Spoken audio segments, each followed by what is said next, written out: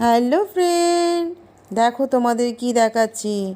এটা হচ্ছে কৃষ্ণনগরের বুড়িমা কীরকম নাচাচ্ছে দেখো। তাই বুড়িমার নাচ তোমাদের দেখিয়ে দিলাম। কেমন লাগলো কমেন্ট করে জানিও। এবার যাচ্ছে মা বুড়িমার শোভাযাত্রা। আজকে মায়ের বিসর্জন।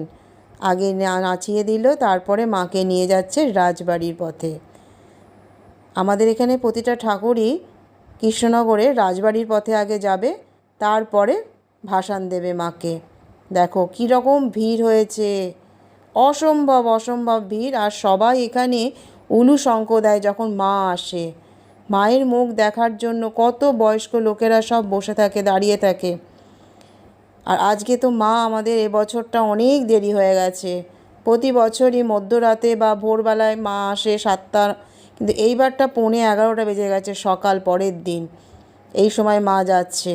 তাও লোকের ঠায় দাঁড়িয়ে রয়েছে। বন্ধুরা, মাকে একটু চোখের দেখা দেখবে, মায়ের বিদায়। আজ টাটা, বাই বাই।